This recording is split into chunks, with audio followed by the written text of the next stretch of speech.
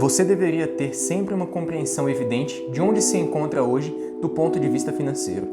Quais ativos estão lhe trazendo riqueza, quais ativos estão levando a sua riqueza embora e quanto tempo você tem para atingir as suas metas financeiras. O segredo é certificar-se de que você tem um portfólio sólido capaz de colocá-lo no caminho da independência financeira. Depois disso, a riqueza excedente poderá ser investida de várias maneiras. Hoje a gente vai falar sobre o livro O Caminho, que é o livro do Tony Robbins com o Peter Malloch. E aí ele fala o seguinte: como acelerar sua jornada rumo à liberdade financeira. E eu destaquei aqui um trecho que eu acho importante da gente frisar, onde ele traz sobre o nosso momento, né, da escrita desse livro. Então, é um livro recente e daqui a 10 anos, 20 anos, talvez faça ainda mais sentido essa explicação do momento atual, né, em que a gente estava vivendo quando eles escreveram esse livro. E aí ele começa aqui, ó: enquanto escrevo essas linhas, estamos em meio à pandemia da Covid-19 e os receios de uma recessão global vêm aumentando. Um livro de 2020, né? O importante é lembrar que esses invernos econômicos representam, na verdade, algumas das melhores oportunidades para a geração de riqueza. Se você conseguir disciplinar o seu medo e administrar suas emoções, os maiores recuos do mercado podem significar uma oportunidade única na vida. E aqui ele traz diversas explicações referentes aos ciclos de mercado, né? Onde ele mostra que o mercado ele é cíclico. Pensando aí nos investimentos, cara, vão ter momentos de altas, vão ter momentos de baixa, mas o importante é você permanecer tranquilo e consciente durante todas essas situações. E aí ele fala que nesses momentos de crise é quando as pessoas mais se desesperam e acabam fugindo, né, do mercado, fugindo dos investimentos, mas também são nessas situações em que as fortunas se multiplicam. Porque o dinheiro muda de mãos e as pessoas que têm o controle emocional, têm o entendimento racional da situação ali que está acontecendo, conseguem se posicionar e aproveitar essas oportunidades para poder avançar no crescimento da sua jornada financeira, né? Estou avançando aqui. Vivemos uma época em que nosso medo é potencializado e explorado tanto pela mídia quanto pelas redes sociais. Adicione uma pandemia a essa combinação e o medo se eleva a níveis extraordinariamente prejudiciais.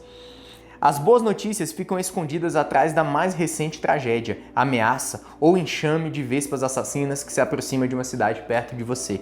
A parte do nosso cérebro sensível ao medo é continuamente estimulada e a nossa ansiedade chega a níveis recordes. E aqui ele vem falando, né, sobre a quantidade de estímulos negativos que a gente recebe o tempo todo nas mídias, nas redes sociais, só notícia negativa, só informação ali que busca instigar o nosso medo. Por quê? Porque isso gera audiência, né? E não que isso vá contribuir positivamente para a nossa vida, mas vai gerar audiência para quem está ali disseminando e compartilhando essas informações.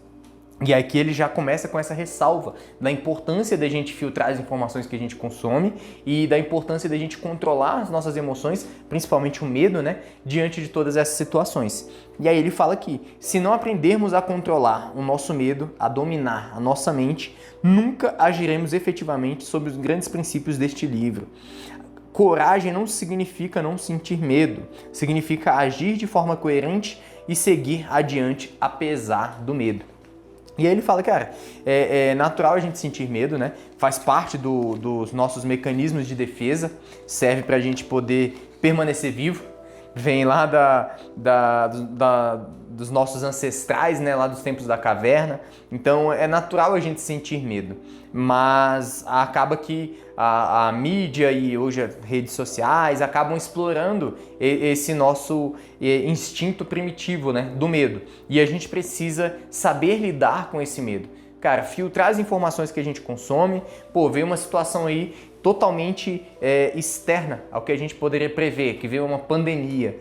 Cara, é natural a gente sentir medo da doença, sentir medo pelas outras pessoas e tudo isso afeta a nossa mente, afeta as nossas decisões. E aí ele deixa clara a importância da gente conseguir controlar esse medo, conseguir dominar a nossa mente, para que a gente possa ser coerente nas nossas ações, nas nossas decisões. E coragem não se trata de não sentir medo. Então, mesmo tendo medo por conta de todas essas situações, fatores externos que influenciam, cara, cabe a cada um de nós controlar as nossas emoções da melhor forma possível, para que a gente possa ter coragem de lidar com as situações, fazendo o que tem que ser feito, tomando as decisões de forma coerente, apesar do medo. Avançando aqui no livro, a nossa necessidade de certeza talvez seja o mecanismo de sobrevivência mais profundamente enraizado no cérebro humano. A autopreservação é o pano de fundo do nosso sistema operacional e evitar riscos desnecessários é a prioridade número 1 do seu software de 1 milhão de anos. No entanto, quando se trata de investir, assumir riscos é uma parte inerente do jogo e é possível perceber o quanto uma necessidade imperiosa de certeza poderá levá-lo a fazer escolhas ruins. E aqui nesse trecho ele mostra, né, que, cara, o medo ele vem porque a gente tá buscando sobreviver. O nosso cérebro ele quer fazer com que a gente tenha certeza de que vai estar tudo bem. E dentro do mundo dos investimentos a gente não consegue ter essa certeza. Existe um risco. E o risco ele é inerente a essa questão financeira, né, dos investimentos. E ele deixa claro, cara, se você não aprender a dominar suas emoções, agir apesar do medo, lidar com esse risco, você não vai conseguir crescer financeiramente. Porque você precisa se posicionar ali no mundo dos investimentos. E isso envolve riscos. Então a gente precisa trabalhar primeiramente essa questão psicológica, essa questão interna da nossa mente, que é de como lidar com o medo, né? Avançando aqui no livro. Se tem uma necessidade premente de variedade e isso se torna o principal propulsor da sua vida diária, é possível que você se sinta desconectado de alguma coisa e ou de alguém significativo. Aqui ele fala da importância da gente ter determinadas rotinas, né? E não viver naquela necessidade de mudar o tempo todo, de passar por mudanças constantemente. Que ele fala que isso pode estar demonstrando ali talvez algum tipo de vazio, né? De alguma conexão. E ele mostra que a importância da gente ter determinados padrões, determinadas rotinas, isso influencia positivamente para que a gente possa chegar nos nossos objetivos financeiros. Avançando aqui. A lei da vida diz que, se não estivermos crescendo, estamos morrendo. A liberdade financeira é inútil caso não estejamos experimentando uma sensação de crescimento em nossas vidas. Os nossos relacionamentos precisam crescer. Os nossos negócios precisam crescer. A nossa espiritualidade e as nossas crenças precisam crescer. As nossas mentes precisam crescer e, é claro, a nossa riqueza deveria crescer. E a razão pela qual crescemos é termos algo a oferecer. E aqui ele mostra, né, a importância da gente contribuir aí, oferecer algo para o mundo, oferecer algo para as pessoas, porque isso vai proporcionar o nosso crescimento também. E esse nosso crescimento, ele é extremamente importante para que a gente possa sentir que está valendo a pena a jornada. Porque senão a gente entra num ciclo e por mais que conquiste ali a liberdade financeira, esse ciclo de não sentir que está progredindo, não sentir que está crescendo, ele acaba minando a felicidade. Então aqui ele traz a importância da gente continuar crescendo constantemente em todas as áreas da vida, inclusive a financeira, e ele deixa muito claro, assim como na natureza, nós seres humanos fazemos parte da natureza, né? Cara, se a gente não está crescendo, a gente está morrendo. Então a gente precisa trazer sempre para a consciência essa fala dele, que é pra gente poder lembrar que tem que estar crescendo. Cara, se eu não estou crescendo, eu estou morrendo, eu estou definhando de alguma forma. Então eu preciso estar buscando crescer em todas as áreas da vida. Avançando aqui, um outro trecho que os autores trazem aqui no livro. A independência financeira é diferente da aposentadoria. A aposentadoria significa que você não está mais trabalhando. A independência financeira significa que de hoje em diante você poderá deixar o seu emprego, viver o estilo de vida que deseja e nunca mais precisar trabalhar pelo resto da sua vida. Dito isto, você pode estar trabalhando e ser financeiramente independente. Há muitas pessoas que investiram de tal forma que trabalham porque querem e não porque precisam. Esse trecho aqui ele é muito importante porque muitas vezes as pessoas confundem, né, independência financeira com aposentadoria e acham que pelo fato de terem construído aí uma independência financeira ou de ter dinheiro suficiente a ponto de não precisarem trabalhar, elas realmente precisam ficar paradas. E não é assim que funciona, cara. Você pode sim conquistar a liberdade financeira e continuar trabalhando. Nada impede. Você vai trabalhar agora sem aquela necessidade de ter o dinheiro, né? Você trabalha por outros valores, pela contribuição, para poder gerar valor, para poder ter um senso de propósito na sua vida, cumprir uma missão. Então é importante a gente entender essa diferença, né? Em um outro trecho, um bom plano financeiro não deve apenas avaliar o seu progresso em direção à independência financeira. Ele também deve avaliar como você seria afetado pelas incógnitas, aquilo que não é capaz de controlar. Ou seja, nesse trecho aqui, ele deixa claro que não adianta a gente avaliar somente ali ao fazer o nosso plano financeiro, né? Em quanto tempo a gente vai conseguir chegar no nosso objetivo. Porque quando a gente pensa somente nesse caminho até a liberdade financeira, você pode acabar deixando de lado alguns fatores que podem acabar dificultando a sua jornada. Então ele deixa claro o seguinte, você precisa planejar ali como que você vai fazer para chegar na sua liberdade financeira, em quanto tempo você vai atingir esse objetivo, mas ao mesmo tempo você precisa fazer uma gestão de riscos. O que significa essa gestão de riscos? Significa você ponderar que existem fatores externos que poderão influenciar dentro do seu planejamento, dentro da sua jornada. E se você não estiver preparado, tudo vai para água abaixo. Então você precisa sim ter um objetivo, ter um plano, mas ainda, mais do que isso, você precisa ter um plano para caso algo externo venha a afetar o seu plano. E dessa forma, você consegue se prevenir ali dos cisnes negros, né? Que o Taleb até fala no livro dele, ele cita aqui também, que são fatores ali que ninguém poderia prever.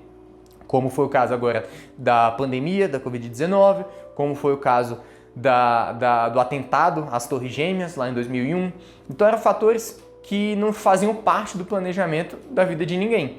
Mas as pessoas que se organizaram, planejaram, sabendo que algo externo, que ninguém poderia prever o que era, poderia vir a acontecer, essas pessoas acabaram estando mais bem posicionadas, né, nessas situações, né? Avançando aqui, você deveria ter sempre uma compreensão evidente de onde se encontra hoje do ponto de vista financeiro. Quais ativos estão lhe trazendo riqueza, quais ativos estão levando a sua riqueza embora e quanto tempo você tem para atingir as suas metas financeiras. Aqui ele mostra que a gente deve ter clareza, né, sobre a nossa vida financeira e de tempos em tempos a gente fazer pequenos retratos daquela nossa situação atual para que a gente possa entender como a gente se encontra naquele momento financeiramente falando. E talvez encarar algumas verdades duras, talvez encarar determinadas situações que correram melhor do que o planejado, mas independente de se está melhor ou pior naquele momento específico, isso não impede da gente encarar a situação de tempos em tempos. Então, o fato de estar olhando para a nossa situação financeira de tempos em tempos, rotineiramente, isso permite que a gente possa fazer ajustes nos nossos planos, visando chegar lá naquele objetivo final. Então, a gente tem que ir acompanhando isso, a gente tem que desenvolver esse hábito de olhar para a nossa situação financeira, de olhar para os nossos ativos, para o nosso patrimônio, para despesas, para receitas e ver o que a gente pode fazer para poder evoluir cada vez mais. Isso não é ensinado nas escolas, né? Então a gente precisa desenvolver esse conhecimento, desenvolver esse hábito ao longo da vida. Avançando aqui na leitura, quando se trata de investir, a gestão de riscos é o conceito que assegura que você está gerenciando a sua exposição às perdas financeiras. Melhorar o retorno sobre os investimentos de forma incremental, pouco importa se você perde tudo devido a um incidente infeliz. E aqui ele volta para a parte da gestão de riscos. Então ele mostra que é importante sim a gente buscar evoluir as nossas rentabilidades, né, as rentabilidades dos nossos investimentos, mas a gente precisa estar preparado para os fatores externos que podem vir a acontecer. E aí não adianta nada a gente estar evoluindo nossa rentabilidade, estar evoluindo os ganhos, se você está muito exposto a algum tipo de fator externo que pode vir a fazer com que você dê 50 passos atrás dentro da sua jornada financeira. Então é importante ter esse planejamento para se prevenir. Então ele mostra a importância de ter essa gestão de riscos dentro do planejamento para que a gente possa ir crescendo, mas ao mesmo tempo ir protegendo também o patrimônio. Nesse outro trecho, Todos os seres humanos responsáveis deveriam garantir ativos suficientes para proteger sua família em caso de morte. É para isso que serve o seguro, assegurá-lo contra uma ocorrência improvável, transferindo uma pequena parte do seu patrimônio em troca de proteção contra um desastre econômico. Aqui ele bate muito na tecla da importância da gente ter seguro de vida, por exemplo, onde ele fala que é inadmissível um ser humano, ele deixa claro que seria irresponsabilidade um ser humano deixar a sua família exposta ao caso dele vir a faltar, né? Ao caso dele vir a falecer. Ele mostra que é coerente, é responsável a gente pegar parte aqui dos nossos recebimentos, parte do nosso patrimônio e investir ali em um seguro de vida para que, caso aconteça algum fator externo e que venha a ocasionar a nossa falta para a nossa família não venha a sofrer financeiramente por conta daquela situação.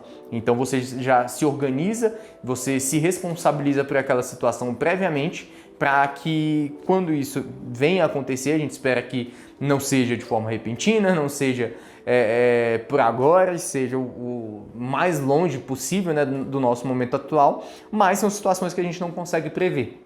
Então ele mostra que é importante a gente ser responsável para poder proteger nossa família de ficar financeiramente exposta em caso de situações como essa, né? Avançando. Como seres humanos, nascemos com o instinto de nos movermos em rebanhos, seguir a multidão e buscar a segurança do consenso.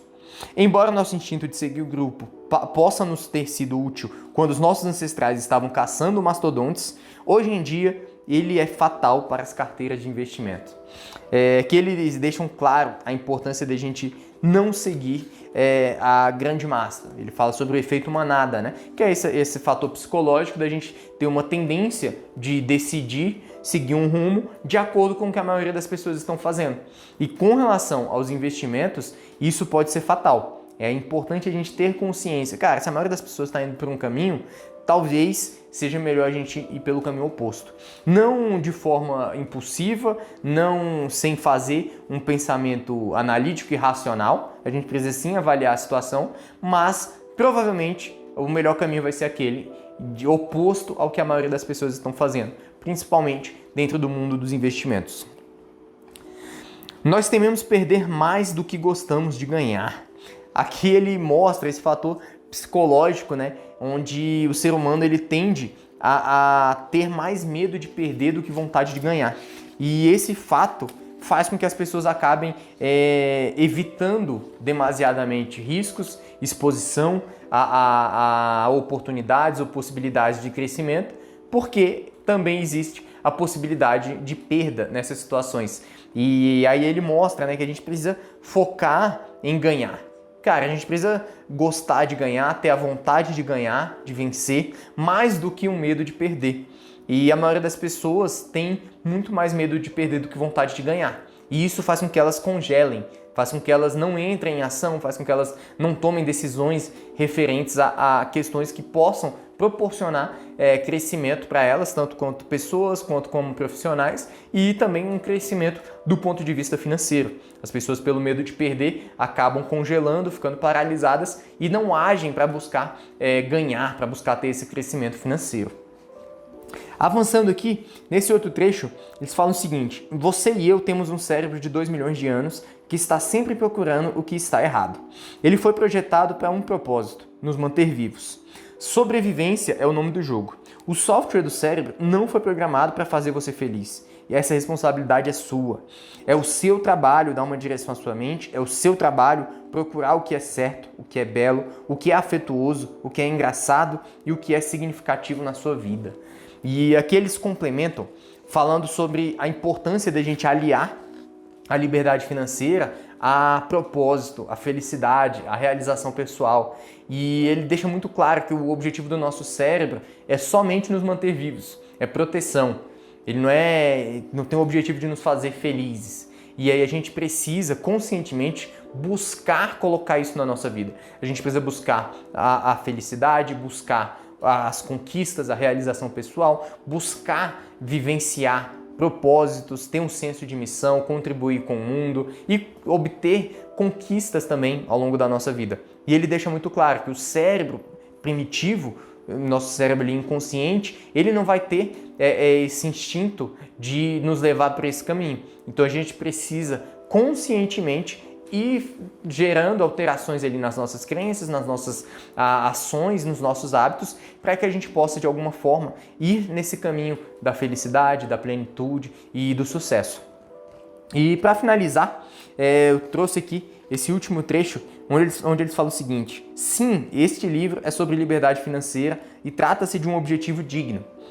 Mas a minha esperança é a de que você não apenas obtenha a liberdade financeira, seja lá o que isso for para você, mas também opte por criar uma extraordinária qualidade de vida. Aqui eles deixam muito claro a importância da gente encontrar fim para o dinheiro, encontrar finalidade, objetivos para o dinheiro. Não se trata simplesmente de enriquecer, de acumular o máximo de patrimônio possível, mas sim de fazer com que esse patrimônio se torne ativo, que vai te gerar ali riqueza, vai te gerar renda, e essa renda, essa riqueza, esse dinheiro que vem ali dos seus ativos, do seu patrimônio, eles podem te proporcionar liberdade, poder de escolha e melhorar a sua qualidade de vida, sua felicidade. E aí eles deixam muito claro isso. O caminho, ele não pode ser somente em busca da liberdade financeira sem sentido. Ele precisa ser em busca da liberdade financeira para que ela te direcione para ter mais qualidade de vida e mais felicidade dentro da sua jornada.